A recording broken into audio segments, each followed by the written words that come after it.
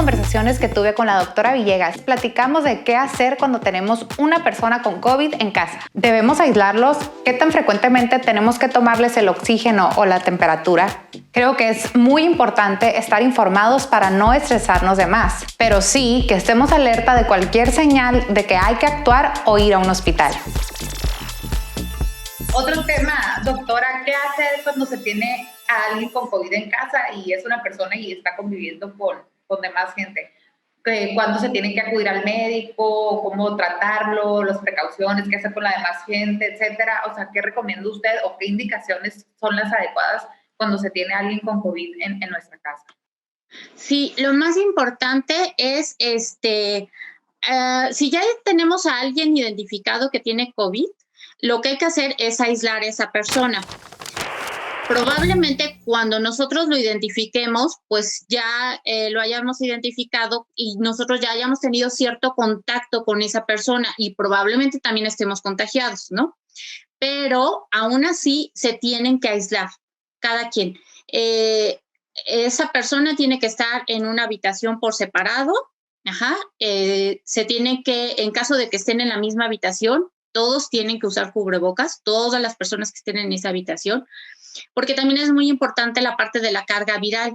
No es lo mismo la carga viral que yo tengo, ¿no? A que si me estoy pasando los virus de unos a otros entre toda la familia. Por ejemplo, hay familias que luego dicen, pues si ya estamos todos contagiados, pues no pasa nada, entonces ya todos convivimos, ¿no? Y nos estamos pasando los virus de unos a otros, ¿no? Y no, o sea, porque entonces eso hace que en alguno de los miembros pueda tener mayor carga viral y entonces presentar una forma más grave de la enfermedad. Entonces, aquí lo que se sugiere es que si se identifica un miembro de la familia, hay que aislar a esa persona. Las personas que se vayan a hacer cargo del cuidado de este paciente, hay que usar su cubrebocas siempre. El paciente lo tiene que usar y el cuidador lo tiene que usar.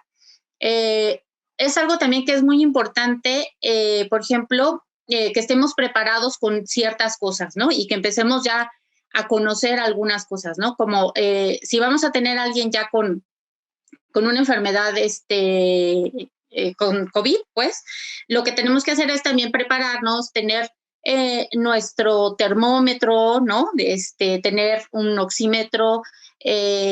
Otra cosa que es muy importante, mucha gente se está midiendo la saturación de oxígeno y todo eso con los oxímetros de pulso, y luego llegan y se asustan porque tienen saturaciones bajas, pero se mide con la saturación con las uñas pintadas, con el gelish, ¿no? O sea, todo esto. Entonces, todo eso obviamente, pues te da una angustia terrible y obviamente pues vas a saturar mucho menos. O sea, si tienes esta enfermedad y realmente necesitamos saber cuál es tu nivel de saturación y todo eso, ni modo, o sea, las uñas, ya habrá momentos en los cuales podamos, otra vez volvernos a pintar las uñas y todo eso, pero esto nos va a dar, como una más angustia, ¿no? En saber que estoy saturando bajísimo y todo eso, pero pues es que tampoco lo estoy haciendo de la forma correcta, ¿no?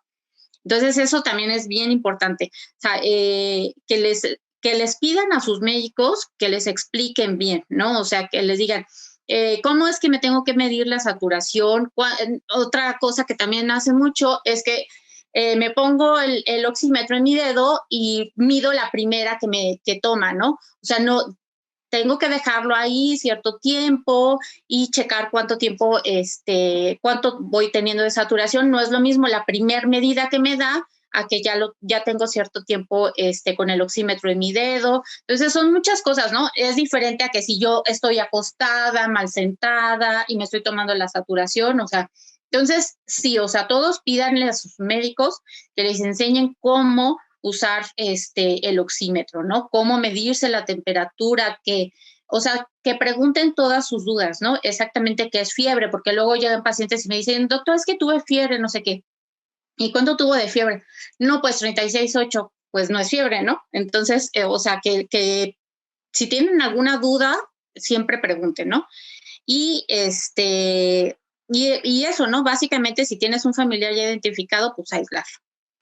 Y en cuestión de, aparte de las medicinas el medicamento, ¿no? Obviamente, podría ser alguna alimentación que recomiende, algo extra que le pudiera ayudar al enfermo o a la familia para, pues, estar un poquito más protegido o sentirse mejor. Sí, fíjate que la alimentación varía en cada paciente, porque hay pacientes que pues, son diabéticos y que tienen cierto tipo de alimentación, otros que son hipertensos y les das otro tipo de alimentación. Entonces, sí, cada caso es único, ¿no? No podemos recurrir como a las recetas de cocina que se ve muy seguido. Hay pacientes que, por ejemplo, dicen, bueno, yo llevo a mi mamá al médico y le dieron X tratamiento, pero como yo también ya tengo COVID, pues me voy a tomar de una vez lo mismo, ¿no? Entonces, eso es pésimo. Cada paciente es distinto. Todos los tratamientos deben de ser individualizados siempre, ¿no? Yo siempre solicito estudios a mis pacientes para checar que no vayan a tener alteraciones pulmonares, alteraciones hematológicas, alteraciones endocrinológicas, metabólicas, ¿no? Y dependiendo de eso es la indicación, ¿no? El tratamiento de esta enfermedad depende de la estadificación de la misma, ¿no? No es lo mismo si un paciente tiene síntomas leves a un paciente que tiene ya una enfermedad moderada o severa, ¿no? Obviamente el tratamiento cambia. No a todo el mundo le va a servir vitaminarlos así nada más, ¿no? Hay ciertos tipos de vitaminas que necesitan algunos y hay otros que no necesitan suplemento vitamínico, ¿no? O sea, también dentro de las mismas vitaminas tampoco puede decir, pues yo me tomé estas y a mí me dieron estas, pues ahora tú también tómate esas. Al fin y al cabo son vitaminas, no.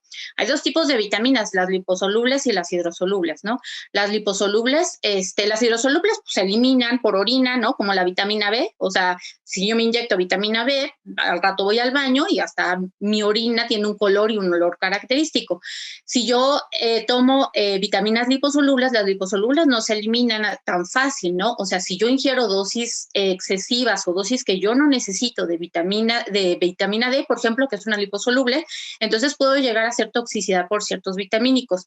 Entonces, esto obviamente pues no lo conoce la gente y luego copian las recetas, ¿no? O sea, y se las toman y se automedican porque a fulanito le dieron la X, Y, Z, ¿no? A lo mejor vitamínicos y demás, pues ni siquiera los vitamínicos es bueno que los anden copiando. O sea, todos tienen sus indicaciones, entonces siempre que tengan síntomas, lo mejor es ir a que lo evalúe por algún médico y que les den el tratamiento que cada quien necesita. Siempre es individualizado. El conocimiento es poder y qué mejor que escuchar de los expertos que están en primera línea. ¿Cómo proceder si tenemos a alguien enfermo en casa? Muchísimas gracias a la doctora Odette Villegas por compartir todo lo que saben con nosotros.